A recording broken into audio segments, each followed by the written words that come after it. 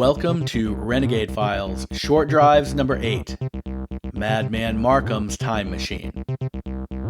I'm your host, Lex Gordon, broadcasting from the Jungle Villa Outpost deep in the uncharted tropics. You are now in the company of outcasts.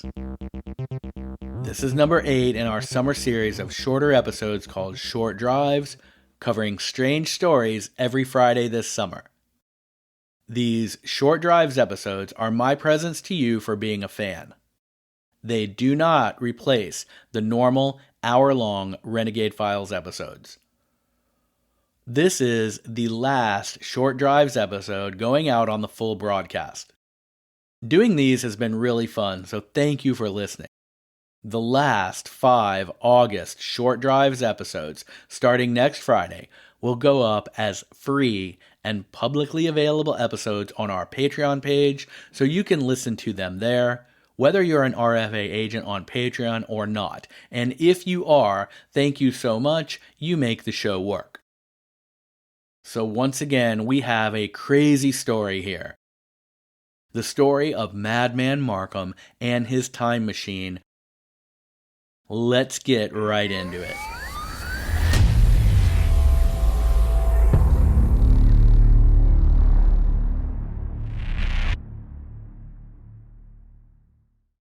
This story first came to widespread attention back in 1995 on April 18th, when a man named Mike Marcum called into the Time Traveler line on the Coast to Coast AM radio show, at that time hosted by Art Bell.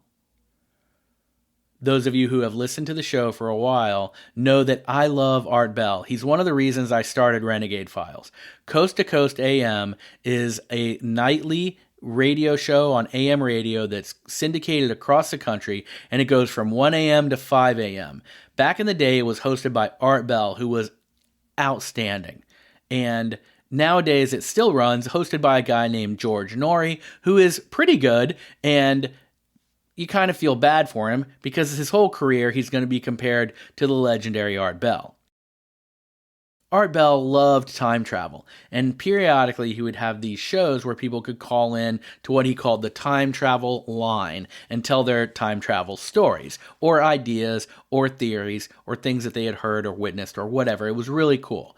Now, it's interesting that nowadays they do a show called Art Bell Somewhere in Time, where on Saturdays they replay old reruns of Art Bell. And if you happen to catch one, you can hear him on air and it sounds like he's alive. And the late great Art Bell lives. And it's really cool because he loved time travel. And in a very real way, here he is traveling in time to our ears from the airwaves. And it's really weird. It's kind of eerie. And I do love the guy. So on this night, on his show, April 18, 1995, opens up the time travel line. Hello, Art Bell, whatever. And this guy introduces himself. His name is Mike Marcum. And he goes on to tell Art a pretty interesting story. Now, we're just going to go through what we know, most of it based on that call and another time when the guy called in. And I'm not going to dissect the interview and go through it line by line or anything like that. I've listened to it multiple times. You can find it online. But we're just going to go through, not really the interview, but Mike Marcum's story. So what we know from those phone calls is that this guy named Mike Marcum told Art Bell that he was an engineering student, an electrical engineering student. At the time, he was 21 years old. And he's living in Stanberry, Missouri, and going to electrical engineering school somewhere. So probably not tons to do. This is a smaller town. This is a smart guy in a small town with not a lot of activities happening. And so he starts doing these experiments with a Jacob's ladder, which was an electrical engineering device that he sort of became fascinated with. He built a little one in his sort of office at home or his workshop, whatever. And then he built a little bit of a bigger one on his porch. And he started to use a modified CD laser. And he would aim the laser so that it would bridge the gap between the two poles of the Jacob's ladder If you don't know what a Jacob's ladder is, it's basically an electrical transformer, and it has two rods that stick up at diverging angles so that they're wider the further up they go. They make like a sort of a V shape, and this electrical device generates a spark which goes between the poles, and it rises from the bottom to the top, and when it comes off the top, it sort of arcs into some ozone and just kind of vanishes. You've seen them if you've ever seen an old Frankenstein movie where the mad scientist in the laboratory has one of these popping off in the back. I don't really know if they have any practical application. I've never looked into it. I think they're just sort of a novelty electrical engineering device that's used to sort of get younger kids and students jazzed about electrical engineering. It's kind of a famous science teacher project to show the kids in class because it looks really cool, makes like a buzzing sound, right? So what Marcum found out is that when he aimed this modified CD laser at the space between the two poles, that it would cause this arc rather than just going up and buzzing off into thin air out of the top of the two poles. It would cause this arc to sort of loop at the top and become stuck. And he realized, or he observed, that underneath this sort of frozen or spinning arc, where it would just alternate rather between the two poles and sort of freeze there or rotate there, he saw an apparition underneath there, which he described as looking like a heat signature. So that thing you would see off of hot pavement in the distance, that wavering kind of look, except it was shaped like an oval. So without really thinking, he just grabbed a sheet metal screw off of his workbench and threw it into that hole. And he said that it went through it and then it was gone for like 3 seconds. And 3 seconds later, it just like landed on his workbench. He was kind of shocked by that. So right away, he thinks, well, if that thing went through there and disappeared even for any amount of time, that's remarkable. But according to him, it vanished for a couple seconds before it landed on the desk right on the other side where it normally would have. And he has this revelation that somehow this device had altered the fabric of space-time in some way. And right about then, the power went out and the thing glitched out. And so he had to work on it and fix it and get his gear back together before trying it again. And over the course of the next few weeks, he built progressively bigger Jacob's ladders. So in other words, more powerful ones. And he needed more powerful resistors to build bigger and bigger ones. And the guy doesn't have tons of money, okay? So as he's driving around town one afternoon, or maybe between school and home, whatever, he goes past one of those electrical transfer stations. These are those big fenced-in properties where there's an electrical installation owned and maintained by the power company or the local utilities department, which looks like a bunch of poles and metal gear and springs, and to the outside eye, it just looks like the inside of a giant, electrical machine. And those are areas where the large amounts of power come in from the power company and are divided up and sent out, I guess, in smaller doses to the masses, basically. Danger, don't go in there kind of thing. Well, on the outskirts of this piece of property, there was a storage shed, and he noticed that leaning up against the shed on one side toward the back were several old electrical company transformers. These are those big canister boxes that you see at the top of an electrical pole. They're the ones that lightning hits and knocks out the power to the neighborhood for a couple hours or what have you. Those things convert electrical energy from one voltage to another. I'm no electrical engineer. Anyone who is listening would know that by now. So I'm just giving you this in layman's terms. So what we call the transformer, the big metal can at the box with the two spring-looking things coming out of the top of it. I guess those basically are super gigawatt powered up versions of the little ones he was using to build Jacob's ladders. So Mike Marcum thinks to himself, well, these things are old. They're rusty. They're leaning up against a shed behind this piece of property. Obviously, no one's using them. So I think I'll go grab one or two of them, and I could use that to build a Jacob's ladder. And then I could aim my laser at it and make a really big heat signature vortex thing, and maybe, see if I could recreate the anomaly that he had witnessed, but on a larger scale. So he does this. Well, in the course of him building it, it won't fit in his studio. Or his little workshop. It's too tall by the time he gets it done. He uses pieces of rebar as the antenna for this thing.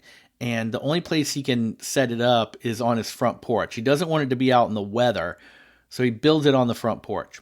He wires it up, and when he turns it on, it converts so much power that it drains an overload from the grid and actually shut the power down for his whole neighborhood and several blocks in the process. So when that happens, it draws the attention of like the local police. They're trying to figure out what happened. The power company is sort of running around. They don't know. And during all this, one of his neighbors or one of his friends, I guess, I know gets weird, but was playing around with a BB gun. These are, not kids, but in their 20s, so maybe a BB gun is handy. And he was shooting at cans on the fence rail, and he accidentally shot out Mike's neighbor's window. And the police initially came to his house because of that. They knew that something was going on with the power, but they didn't know where the source of the sort of damage was from. So they ended up at his house because his buddy accidentally shot the neighbor's window out. So Mike goes down to the gate and meets him or whatever, and they ask him about the BB gun incident, and he basically rats out his friend and tells on him. And he's trying to get the cops off his back, and he rats out his friend. So they come and they grab his friend, and it's not going to be it's not like he robbed a bank or anything, but he's still in kind of a little bit of trouble with the police.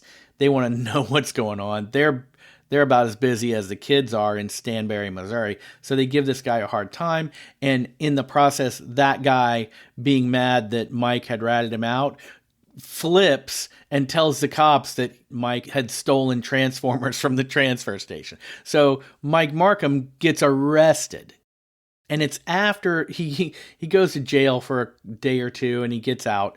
And as it turns out, unbeknownst to him, the transformers were worth like $13,000 each, and it's like a charge of grand theft. And because it's his first offense and he's in school and he's never really done anything, he basically gets out of it with some community service or something, and it's not a huge serious thing. So it's after this that he calls in to the Art Bell show, and he basically tells Art Bell this story that we have up to this point. Art Bell's fascinated by the idea of throwing something through this vortex and seeing it disappear for a little bit of time, and he finds out that since Marcum was arrested, he was able to build and set up his bigger transformer with some different equipment, although not as powerful as the confiscated telephone pole transformers, and that he was able to recreate the effect, okay? And Art Bell says, well, I don't want to get PETA mad at me, but you ever think about like throwing a cat through the thing? You gotta remember, this is the 90s and it's AM radio at like 3:00 in the morning. So it's just kind of a lot of speculation and joking around going on there. So what happens is Marcum says, well, yeah, but at the situation is that I can only build so much with what I've got. So I need some more equipment and money or whatever. And in the course of the interview, Art Bell says, well, if you're comfortable doing it, you could give out your phone number and anybody who's willing to help you could give you a call. So he does that.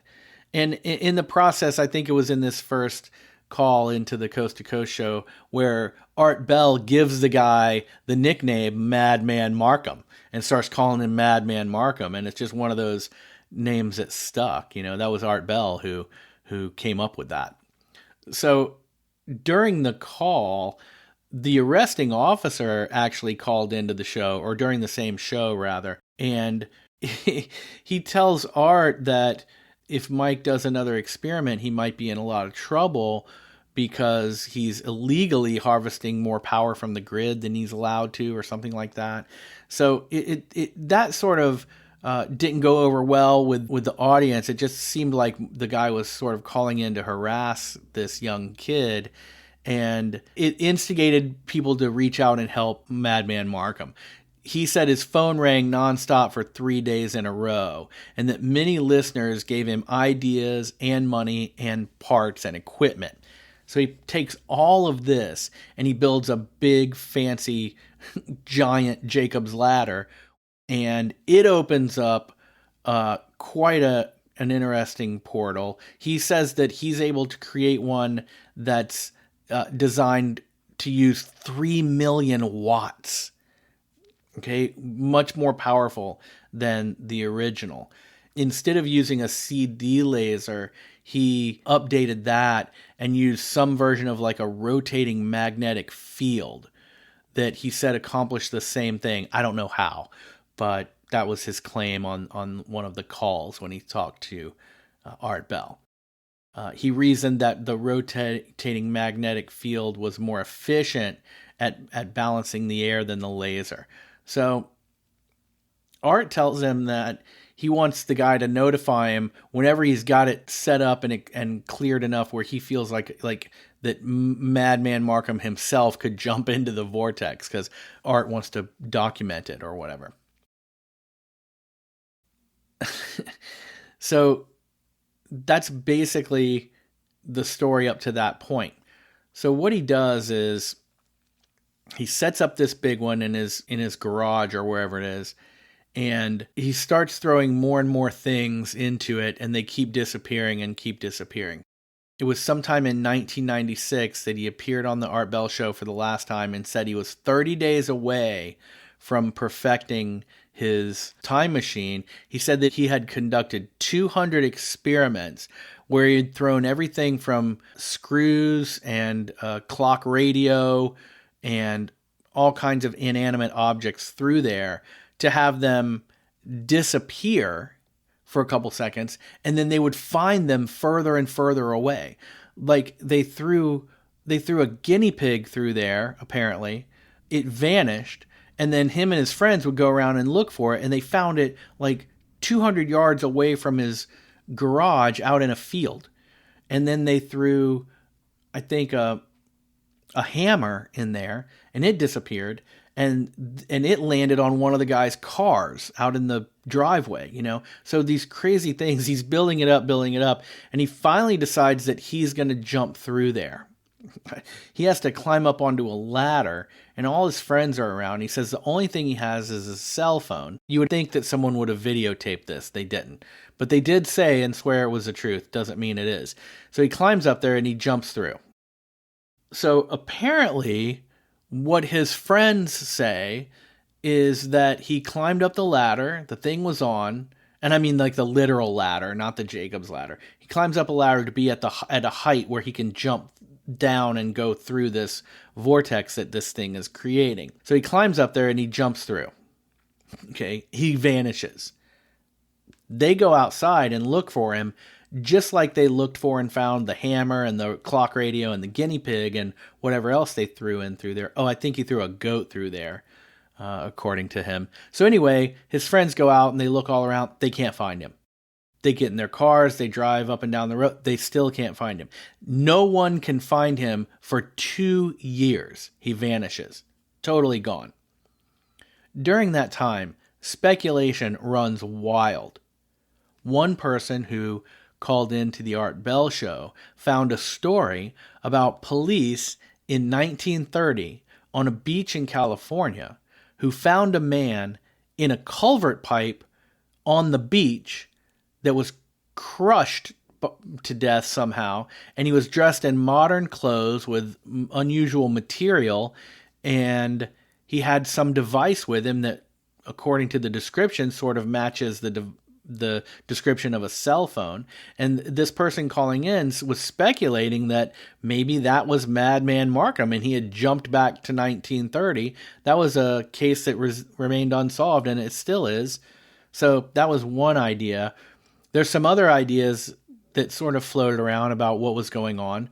One is that the U.S. government had abducted Madman Marcum and forced him to build a time machine for them, and they offered to give him everything that he needed, and in the process sort of sequestered him from the outside world. Okay, that was just sort of one theory. Another one is that Madman Marcum did actually figure out how to time travel, and he went somewhere in time, but wherever he went, they didn't have the devices for him to build a thing to get back. And how would he? This doesn't have a lot of controls on it, right? It's just a device that opens up a thing and he's throwing stuff through it.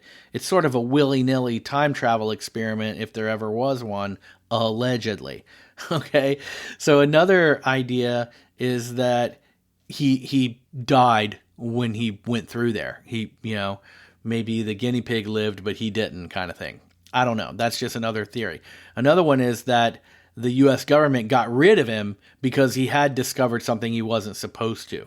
So there's that whole kind of thing. Very interesting, fascinating. So 2 years later, he shows up. And according to him, what happened was he jumped through the portal on his little Jacob's Ladder time machine thing, and he woke up or landed, and he was bruised up, and he was in a field.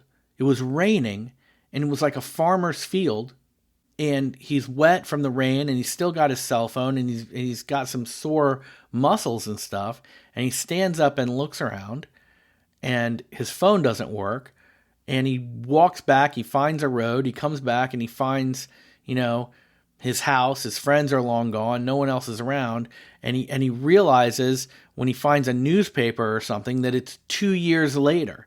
And that's it. That's his whole story. That he jumped through the thing, he landed 800 miles. I think he said 800 miles. Yeah. 800. I don't know what I said before, but anyway, 800 miles away in a farmer's field. I don't know how he got back, but that he said that 2 years had passed. Gone. Amazing. So that was the story. And for the longest time, that's all we really knew. And then it came out that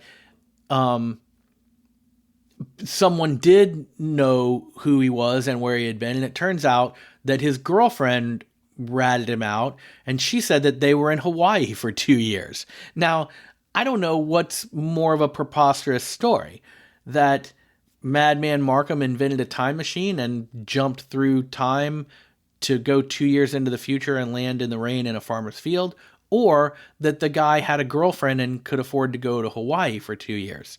Both of them are about equally as improbable.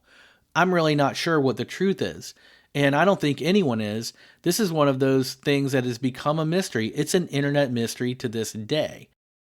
So sometime in 2015, a man named Mike showed up online and started making claims and debunking some of the wilder theories about what happened to Madman Marcum. And this person claims that he is actually Madman Marcum. So I'm going to read to you some of the borderline incoherent posts that this person who purports to be the real Madman Marcum is saying. And these cropped up around 2015. So under the username, all one word, real Madman Marcum, this person started to post to a blog about paranormal activity sometime in February of that year, 2015.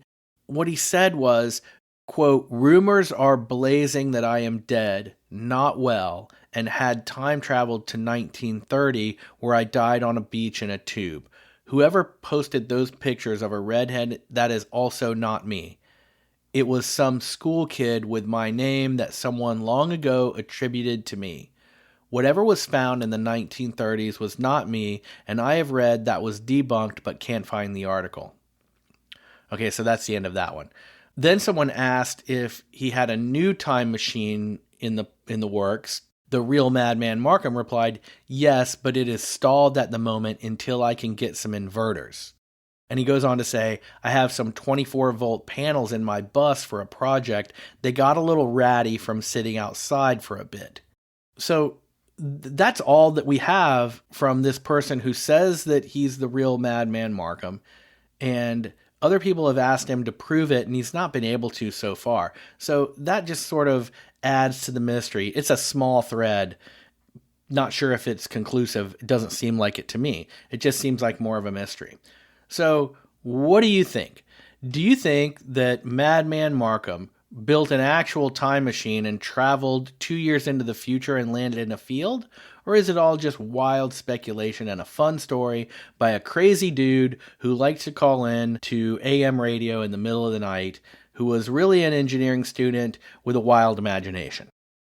I love the story. I remember hearing it back in the day. It was great fun, and the guy had a kind of an awkward personality that gave him a little bit of believability. So anyway, that wraps up the story of Madman Marcum. I hope it wasn't too anticlimactic. He probably went to Hawaii with his girlfriend. Maybe he built a time travel machine and went into the future and saw the lottery numbers and came back and won enough money to take his girl on a trip of a lifetime. I hope he did. Thank you so much for listening to Renegade Files Short Drives number 8, Madman Marcum's Time Machine. Come check out the RFA agency on Patreon through the link in the show notes, or through the link at therenegadefiles.com, or you can just go to patreon.com/renegadefiles, where you can try out everything there for an entire week for free. You can get bonus episodes, tons of additional content, including the 5 Short Drives episodes that are going to come out in August, and you can help me keep making this show for you. Join the RFA agency on Patreon right now, and we can chat more in there. Thank you once again, and until our next adventure, I'm your host, Lex Gordon.